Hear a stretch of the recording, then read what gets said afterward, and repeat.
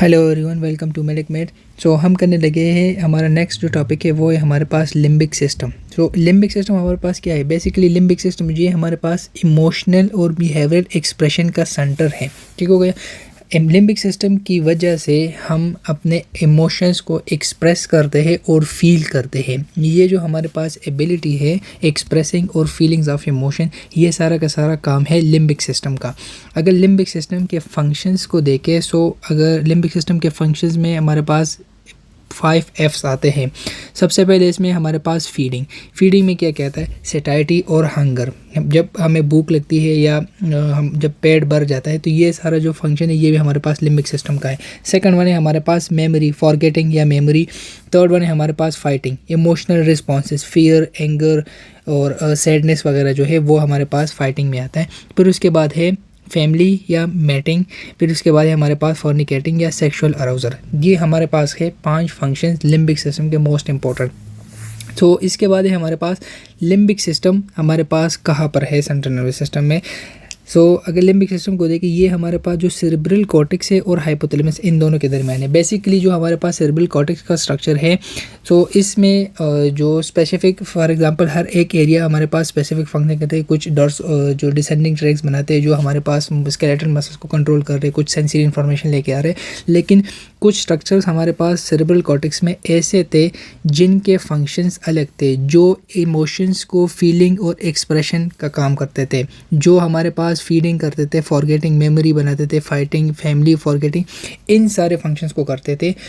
इनको दूसरा अलग नाम दिया गया है लिम्बिक सिस्टम का। और ये हमारे पास जो सेरेब्रल कॉर्टेक्स है, सेरेब्रल कॉर्टेक्स और हाइपोथैलेमस, इन दोनों के दरमियान जो एरिया है, यहाँ पर जो स्ट्रक्चर है, इसको कहते हैं लिम्बिक सिस्टम।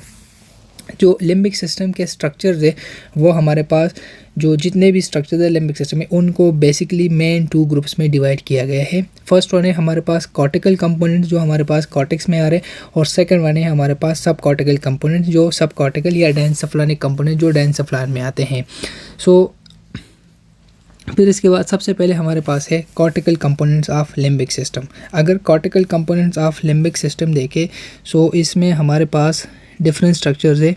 सबसे पहले इसमें हमारे पास है सिंगुलेट गायरस, यहाँ पर हमारे पास है सिंगुलेट गायरस।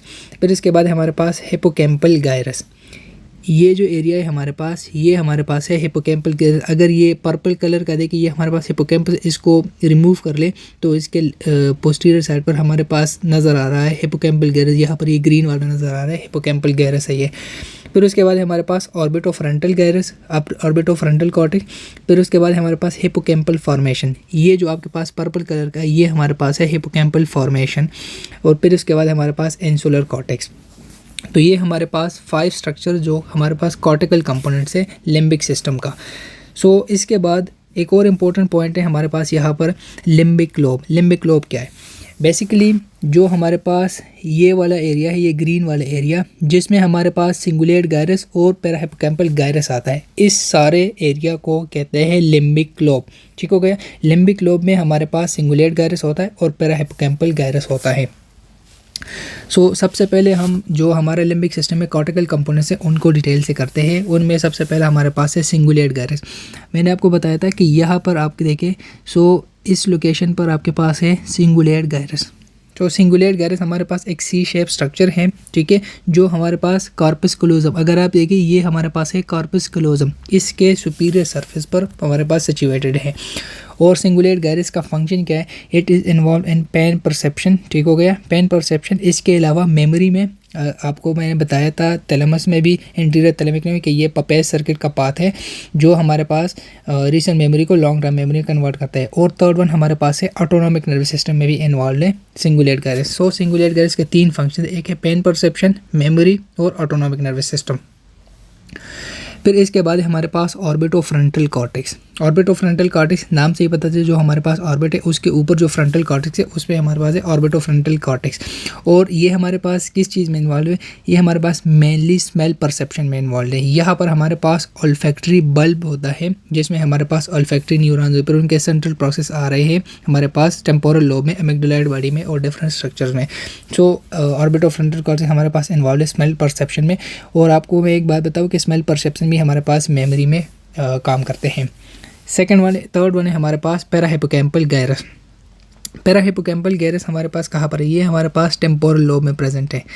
अच्छा, सबसे पहले सिंगुलेट गायरस था लिम्बिक लोब का, सेकंड वन हमारे पास पैरा हिप्पोकैम्पल गायरस। अच्छा, तो ये हमारे पास है टेम्पोरल लोब में। अगर यहाँ पर आप देखें सो इस लोकेशन पर आपके पास है, ये हिप्पोकैम्पस को आप अलग कर ले तो ये जो ग्रीन स्ट्रक्चर नीचे जा रही है ये हमारे पास है पैरा हिप्पोकैम्पल गायरस। जो इन्फीरियर सरफेस ऑफ जो हमारे पास लेटरल वेंट्रिकल है, लेटरल वेंट्रिकल का इन्फीरियर हॉर्न आता है टेम्पोरल लोब में, उसके इन्फीरियर सरफेस पर हमारे पास होता है पैरा हिप्पोकैम्पल गायरस प्रेजेंट होता है। और ये भी हमारे पास मेमोरी प्रोसेसिंग में हेल्प करता है। किस तरह करता है कि ये कनेक्शन पाथवे कनेक्शन करता है, सिंगुलेट गायरस से जो फाइबर्स आ रहे हैं वो आपके पास हिप्पोकैम्पस को दे रहे हैं, और इसके अलावा डिफरेंट जो लिम्बिक स्ट्रक्चर है उनसे भी फाइबर जो आएंगे हिप्पोकैम्पस में वो सारे के सारे थ्रू आएंगे hippocampal gyrus into the hippocampus. So orbitofrontal cortex भी हमने कर लिया।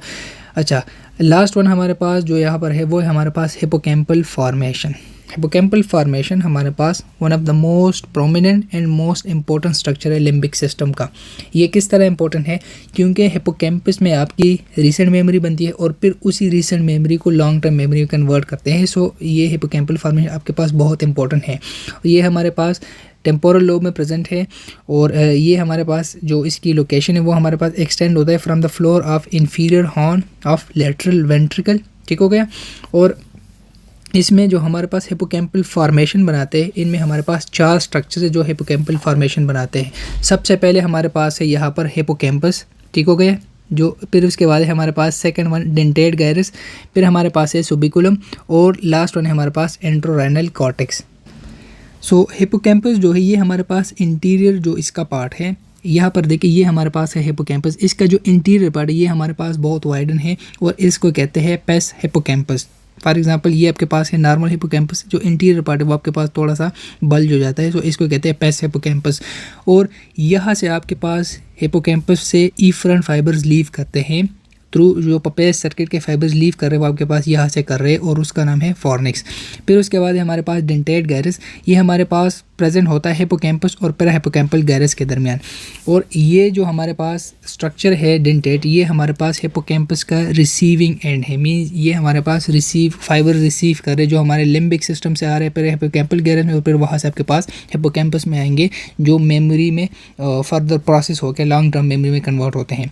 फिर उसके बाद हमारे पास सुबिकुलम हमारे पास इनमें जो न्यूरॉन्स वो हमारे पास पिरामिडल न्यूरॉन्स है, और इनका फंक्शन क्या है? ये हमारे पास फाइबर्स को भी प्रोजेक्ट करते हैं अदर हिप्पोकैम्पल फॉर्मेशन को। मीन्स के डेंटेट गायरस को, हिप्पोकैम्पस को, इन सारे स्ट्रक्चर्स को ये फाइबर्स प्रोजेक्ट कर रहे हैं। फिर इसके बाद हमारे पास लास्ट जो कॉर्टेक्स है वो है हमारे पास एंट्रोराइनल कॉर्टेक्स। जो एंट्रोराइनल कॉर्टेक्स है ये हमारे पास अमिगडालाइड बॉडी से हिप्पोकैम्पल फॉर्मेशन के दरमियान प्रेजेंट होता है, और इसका जो इंपॉर्टेंट फंक्शन है वो ये है कि ये रिसीव करते हैं olfactory sensation directly from olfactory bulb. ठीक हो गया। हमारे पास जो ऑल्फैक्टरी सेंसेशन है वो वाहिद सेंसेशन है जो थैलेमस में नहीं जाते, वो डायरेक्टली आपके पास थैलेमस में रिले नहीं कर रहे, वो डायरेक्टली आपके पास आ रहे हैं। और वो कहाँ पर आ रहे हैं? एक आपके पास एंट्रोराइनल कॉर्टेक्स में आ रहे हैं, फिर आपके पास अमिगडालाइड बॉडी में आ रहे हैं, और टेम्पोरल लोब में आ रहे हैं। सो ये हमारे पास हिप्पोकैम्पल फॉर्मेशन के डिफरेंट स्ट्रक्चर्स है, और इनके जो फंक्शंस है आपके पास हिप्पोकैम्पस और सुबिकुलम ये फाइबर्स लीव करते हैं, इफरेंट फाइबर्स दे रहे हैं, डेंटेट गायरस आफ्रेंट फाइबर रिसीव कर रहे हैं, और एंट्रोराइनल कॉर्टेक्स हमारे पास ऑल्फैक्शन के फाइबर रिसीव कर रहे हैं। फिर इसके बाद है हमारे पास सब cortical components of limbic system. अब सब कॉर्टिकल कंपोनेंट्स हमारे पास मैंने आपको बताया था, इसमें ज़्यादातर जो डायंसेफ्लॉन के स्ट्रक्चर्स है वो आते हैं। एक है हमारे पास इसमें अमिगडालाइड बॉडी, फिर हमारे पास है सेप्टल न्यूक्लियस, फिर है हाइपोथैलेमस और anterior and dorsomedial nucleus of thalamus. जो मोस्ट इम्पोर्टेंट स्ट्रक्चर है सब कॉर्टिकल कंपोनेंट वो हमारे पास है अमिगडालाइड बॉडी। ठीक हो गया। अमिगडालाइड बॉडी ये हमारे पास एक आलमंड शेप न्यूक्लियस है, और ये हमारे पास प्रेजेंट होता है जो कॉर्डेट न्यूक्लियस है। अगर यहाँ पर देखें, यहाँ पर आपके पास होता है कॉर्डेट न्यूक्लियस। कॉर्डेट न्यूक्लियस के टेल पर यहाँ पर ये जो पर्पल कलर का है, ये जो आपके पास है ये वाला, ये आपके पास है अमिगडालाइड न्यूक्लियस, और यहाँ पर आपका कॉर्डेट न्यूक्लियस का टेल आ रहा है, और उसके टेल के साथ ये अमिगडालाइड बॉडी इमर्ज होती है। सो आपके पास जो अमिगडालाइड बॉडी आपके पास यहाँ पर प्रेजेंट होता है। अच्छा, अमिगडालाइड बॉडी में हमारे पास जो न्यूक्लियाई है, जो जितने भी सेल बर्ड्स उनको 2 न्यूक्लियर ग्रुप्स में डिवाइड किया गया। एक है हमारे पास लार्ज बेसोलेटरल ग्रुप, और दूसरा है हमारे पास स्मॉल कॉर्टिकोमीडियल ग्रुप। जो हमारे पास अच्छा, जो लिम्बिक सिस्टम के जितने भी फंक्शंस हैं, मेमोरी के अलावा आपके पास होता है इमोशंस, बिहेवियर और आपके पास है ऑल्फैक्शन। ये सारा का सारा फंक्शंस कंट्रोल कर रहे हैं आपके पास एमिग्डालाइड बॉडी। एक हमने बात की सिंगुलेट गैरेस की। सिंगुलेट जो गैरेस है, यहाँ पर जो आपके पास प्रेजेंट होते हैं कॉर्टिकल स्ट्रक्चर में, वो हमारे पास इमोशनल कंपोनेंट को कंट्रोल कर रहे, लेकिन जो इमोशनल कंपोनेंट पेन के साथ आ रहा है, ठीक है। सो ये हमारे पास है emotional control centre of pen.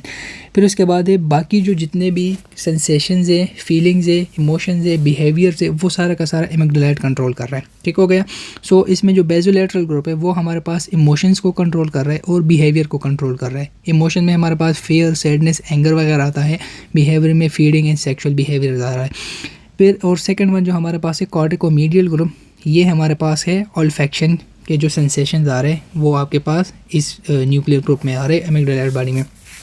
अच्छा, मेमोरी में हमारे पास एमिग्डालाइड बॉडी का क्या फंक्शन है? ये हमारे पास जो भी मेमोरी होते हैं उसमें इमोशनल कंटेंट को ऐड करते हैं, इमोशनल कंपोनेंट को ऐड करते हैं। और इसके बाद जब इसमें क्या होता है, जितना आपके पास इमोशनल कंपोनेंट ज़्यादा होगा उतनी आपके पास स्ट्रॉन्ग मेमोरी बनेगी, और जितना आपके पास इमोशनल कंपोनेंट कम होगा उतना आपके पास मेमोरी उसकी जो मेमोरी वो आपके पास ज़्यादा स्ट्रांग नहीं बनेगी, वो आप बहुत जल्दी भूल जाओगे। लेकिन जिसमें इमोशनल कंपोनेंट ज़्यादा होगा, डिफरेंट स्ट्रक्चर उसमें इन्वॉल्व होंगे, फीलिंग्स इन्वॉल्व होंगे, इमोशंस इन्वॉल्व होंगे, वो सारा फिर आपके पास इमोशनल जो आपके पास मेमोरी होगी वो आपके पास स्ट्रांग बनेगी। फिर इसके बाद आपके पास सेप्टल न्यूक्लियाई। सेप्टल न्यूक्लियाई आपके पास ये रिवार्ड बिहेवियर में आपके पास इन्वॉल्व होती है, जो आपका रिवार्ड सेंसेशन है उसमें इन्वॉल्व होती हैं। फिर उसके बाद आपके पास हाइपोथैलेमस। अब हाइपोथैलेमस में आपके पास डिफरेंट स्ट्रक्चर्स हैं जो इन्फ्लुएंस होते हैं लिम्बिक सिस्टम के थ्रू, और फिर आपके बॉडी को वो कंट्रोल करें। अगर लेट सपोज इमोशंस को देखें, इमोशन में आपके पास फियर, एंगर, सैडनेस आएगा, एमिग्डालाइड बॉडी उसको रिस्पॉन्स करेगी। फिर उसके बाद एमिग्डालाइड बॉडी हाइपोथैलेमस को एक्शन देगा, और हाइपोथैलेमस बॉडी में अगर फॉर एग्जांपल आपके पास इमरजेंसी सिचुएशन तो वो सिंपैथेटिक नर्वस सिस्टम को स्टिमुलेट करेगा, पैरासिम्पैथेटिक नर्वस सिस्टम को डिप्रेस करेगा। तो आपके पास जो इमोशनल कंपोनेंट है उनके बेसिस पे हाइपोथैलेमस से आपके बॉडी के रिस्पॉन्सेज इंक्रीज़ हो गए। अगर पैरासिम्पैथेटिक नर्वस सिस्टम इंक्रीज़ हो गए तो आपके पास रेस्ट एंड डाइजेस्ट वाला सिचुएशन आ जाएगा। इसके अलावा आपके पास डिफरेंट न्यूक्लियाई हैं। आपके पास है जो सैटिस्फैक्शन और हंगर के nuclei, ventromedial and dorsomedial nuclei. Connection में इसकी हम डिटेल से बात करेंगे। तो हाइपोथैलेमस अभी आपके पास जो सब कॉर्टिकल कंपोनेंट लिम्बिक सिस्टम में बहुत सारी चीज़ों में इन्वॉल्व है। फिर इसके बाद आपके पास interior thalamic nuclei. Interior thalamic nuclei मैंने आपको बताया, लेट सपोज ये है आपके पास थैलेमस और ये आपके पास है इंटीरियर थैलेमिक न्यूक्लियाई। ये आपके पास इन्वॉल्व है जो आपका मेमोरी का सर्किट है जिसका नाम है पपेज सर्किट, उसका पाथवे, उसका कंपोनेंट है। सो ये आपके पास मेमोरी, जो मेमोरी प्रोसेसिंग है उसके पाथवे है। सेकंड वन है हमारे पास डॉर्सोमीडियल थैलेमिक न्यूक्लियाई। ये हमारे पास है डॉर्सोमीडियल थैलेमिक न्यूक्लियाई, और ये हमारे पास इन्वॉल्व है जो हमारा रिसेंट मेमोरी होता है उसके अकॉर्डिंग वो हमारे फिजिकल, साइकोलॉजिकल स्टेट, बिहेवियर को उन सबको कंट्रोल कर रहे हैं। और ये हमारे पास किसके साथ कनेक्टेड होते हैं? मैंने आपको बताया था कि यहाँ पर आपका होता है pre frontal cortex. Pre frontal cortex के साथ कनेक्टेड होता है। यहाँ पर आपके पास होता है थॉट्स के बिहेवियर, और आपके पास जो बिहेवियर है और थॉट्स के जो सेंटर्स है आपके पास यहाँ पर प्रेजेंट होते हैं। सो जो भी आपका रिसेंट मेमोरी होगा उसके अकॉर्डिंग आपके थॉट्स को एडजस्ट करेगा। अगर आपके पास अच्छा मेमोरी होगा तो आपके थॉट्स, आपको अच्छे अच्छे थॉट्स आएंगे, आपका बिहेवियर चेंज होगा, अच्छा बिहेव करेंगे, आप सबके साथ अच्छे से पेश आओगे। सो ये सारा का सारा आपके पास लिम्बिक सिस्टम के स्ट्रक्चर्स थे।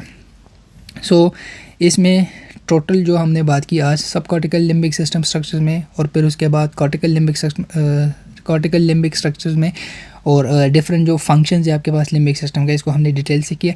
नेक्स्ट पार्ट में हम जो लिम्बिक सिस्टम के कनेक्शन है उसको डिटेल से करेंगे, और फिर हमें समझ आ जाएगी कि लिम्बिक सिस्टम के फंक्शन वो किस किस तरह करता है, कौन कौन से फंक्शंस को, कौन कौन से एरिया से कौन कौन सा ट्रैक आ रहा है, और फिर वो किस किस स्ट्रक्चर को स्टिमुलेट कर रहा है या इनहिबिट कर रहा है और कैसा सिग्नल दे रहा है। सो आई होप कि इन स्ट्रक्चर्स में आप लोगों को कोई मसला नहीं होगा।